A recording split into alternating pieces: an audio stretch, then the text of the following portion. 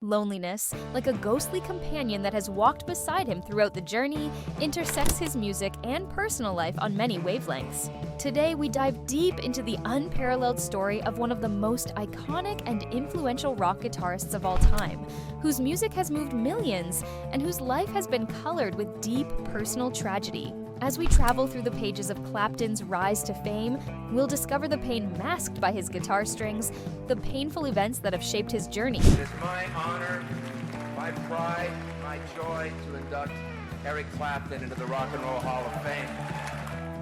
Arguably one of the best rock guitarists, the talent and success that Eric Clapton has amassed on his resume are rivaled by few musicians.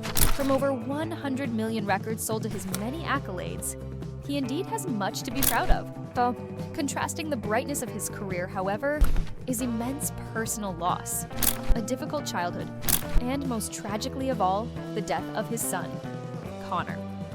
More recently, news has shaken not only his career but also his health, showing him to be one who has fought immense challenges throughout his life. Eric Clapton was born on March 30th, 1945, in Ripley, Surrey, England, and grew up believing that his grandparents, Rose and Jack Clapp, were his parents. He later found out his older sister was actually his biological mother, Patricia Molly Clapton, who gave birth to him at a tender age of 16 after a brief romance with a Canadian soldier during World War II. As she could not bring up Eric on her own, Patricia placed him in the care of her parents and never returned until Eric was 9 years old to explain the truth to him. A shock that truly appalled Clapton's perception of identity and family. Later on in life, Eric Clapton craved some form of recognition from his mother, Patricia, in which he pleaded for her acceptance, but she refused, replying that it would be best to just leave things as they are. The truth had struck Clapton as, in his mind, he felt that he had lived a lie. Patricia quickly married again and moved to Germany, leaving Clapton with his grandparents. This rejection made him feel unloved and abandoned. It was during these complicated years that Clapton found security in music, first under the encouragement of his grandmother and uncle, who introduced him to American big band music. Thus, the seed of his lifelong passion was planted.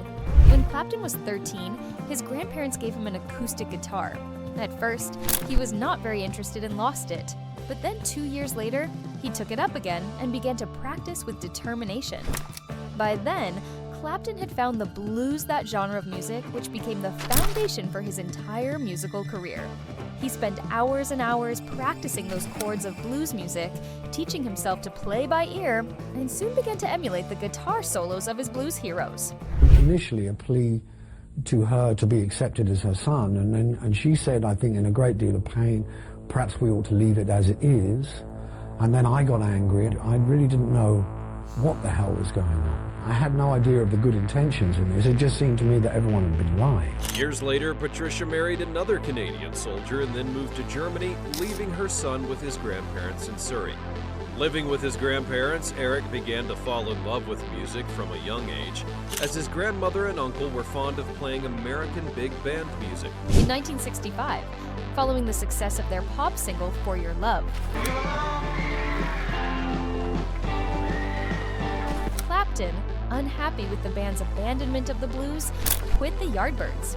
He then hitched up with John Mayall and the Blues Breakers, for whom his playing rapidly became the focal point. His stint with the Blues Breakers lasted only a year, but the group's influence and the appreciation of his work there cemented him as an up-and-coming star in the music scene. In 1966, Clapton decided he wanted to start yet another band, this time with a different drummer and bassist, Ginger Baker on drums and Jack Bruce on bass. The group decided to call themselves Cream, and together they created an innovative style of rock mixed with blues, constructed around extended instrumental solos and high-energy performances. Into the Cream mit I Feel Free.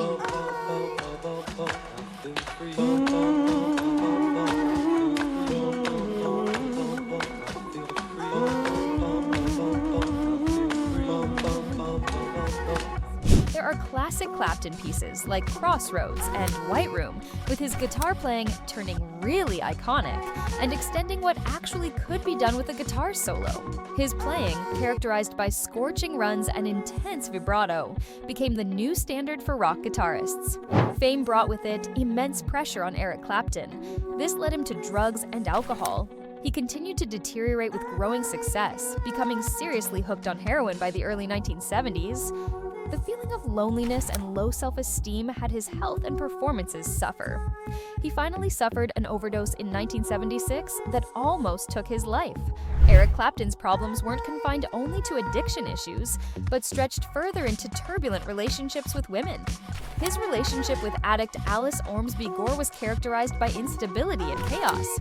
As soon as they separated, the unmistakable fascination of Clapton with his friend George Harrison's wife, Pattie Boyd, gave birth to songs such as Layla and Wonderful Tonight. Yet Clapton and Harrison remained friends, and Clapton married Boyd in 1979, which just goes to reflect the turmoil in his personal life. But Clapton's drug and alcohol addiction continued to create chaos in his personal life and eventually in his professional life. He continually admitted himself to rehabilitation centers, but the problems didn't resolve themselves, and his addiction reared its ugly head in numerous relapses. It wasn't until Clapton reached the bottom that he got real help.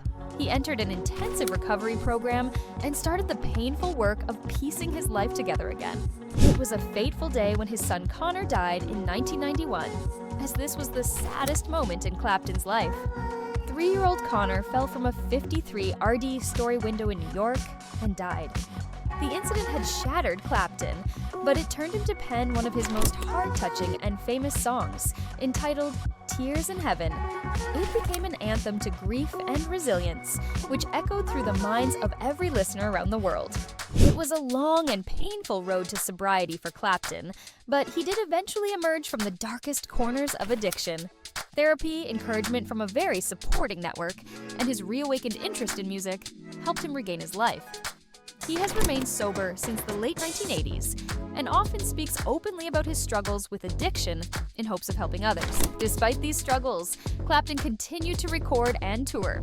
He is one of the most respected and lauded musicians ever to have lived. Recently, things have become even tougher. In 2016, Clapton announced that he had been diagnosed with peripheral neuropathy, a condition causing damage to nerves and pain to play guitar with.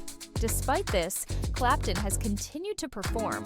Although he has significantly scaled back his touring schedule, the revelation of Eric Clapton's love for Pattie Boyd came out in a drunken confession to his friend George Harrison and resulted in a tense confrontation that tried the friendship. In Boyd's account, the feelings among the musicians were complicated, as she was having a lot of trouble in her marriage with Harrison.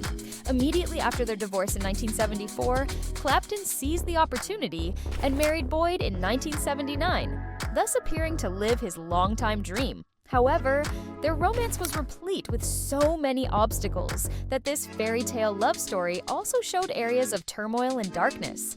The marriage of Eric Clapton to Pattie Boyd soon began to disintegrate due to the stresses of fame, addiction, and personal problems. Although happy in the initial stages, his ongoing battle with alcohol and Boyd's not taking to conception stressed the relationship further.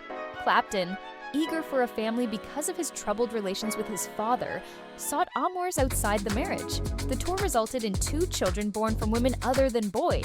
This further deepened the divide between them. Eventually, with unresolved issues and the addiction he was having, his uncontrolled adultery made them file a divorce in the late 1980s. After the separation, both Clapton and Boyd went on to new relationships and marriages. Clapton went on to have 3 more children, finally achieving a semblance of the family life he had always desired. Given the heartbreak and the betrayal that marked the end of their marriage, Boyd and Clapton somehow managed to keep a good relationship over the years, a good enough testimony to what had once bonded them. The turbulent romance with Pattie Boyd was followed by Eric Clapton finding solace with Italian actress Lori Del Santo. This provided a steadying influence in the life of Clapton, who had been struggling with addiction. They had a son, Connor, in 1986, and it gave a new lease on life to Clapton, as he had always wanted a family. This happiness was unfortunately short-lived. In 1991, Connor fell from a 49-story apartment building in New York City at 4 years of age. This accident ushered in one of the saddest moments in Clapton's life. It devastated Clapton and launched him into a period of unimaginable grief and despair. The night before the accident, Clapton had spent the evening with Connor at the circus in New York, the two of them so joyful and full of life-taking in one of the last moments they would ever spend together. In his autobiography, Clapton describes the surreal walk down Park Avenue immediately after being told the news of Connor's death, repeating to himself how it simply could not have happened. Even having seen the police and ambulance at the scene, and having identified Connor's body, Clapton still could not conceive it, that it was not some sort of dream or nightmare from which he could awaken. The musician was traumatized. His son's death made no sense to him, nor did his sorrow. Out of this profound sorrow, however, came some of Clapton's most sensitive and reflective music to date, including his iconic song entitled Tears in Heaven, a heart-wrenching tribute to his lost child. Tears in Heaven became not just a song, but a deeply personal expression of Clapton's grief and his longing for peace. Raw emotion and vulnerability saturated every word, as millions of people from all over the world identified with them. And his personal tragedy transformed into a universal tale of loss and healing. There was another significant life change for Clapton, brought about by the tragedy. Up until then, his daughter Ruth with Yvonne Kelly had been kept from him. Through the sadness of Connor's death, Kelly let Clapton have a relationship with Ruth. That relationship brought him some comfort, an opportunity to be the father he always wanted to be through depressing moments of his life. In 1999, Eric Clapton's life once more took an improbable turn in the shape of Melia McInerney, whom he met at a party thrown by fashion designer Giorgio Armani. McInerney was working for Armani at the time as his assistant, responsible for handling business and private matters. Their meeting marked the beginning of a new chapter for Clapton, who had endured years of rocky relationships, personal loss, and struggles with addiction. McInerney brought stability and happiness to his life, finding in her a peace and balance he longed for. In the first instance, they kept their love affair private, conducting their romance away from the spotlight. But their love flourished over time, and soon they decided on sealing their commitment. They married in a quiet wedding on January 1st, 2002, which proved to be a new beginning for Clapton into a happy phase of his life. With McInerney at his side, Clapton found an improved degree of determination and family stability that was finally something he had always wished for in this roller coaster ride of his life. All these sources of personal peace notwithstanding, in recent years, new challenges have beset Clapton's life this time, health-wise.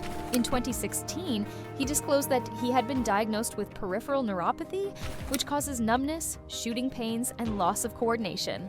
This was quite a blow for a musician like Clapton, as it affected his performing ability, thus threatening to take away the very thing that had defined his life music.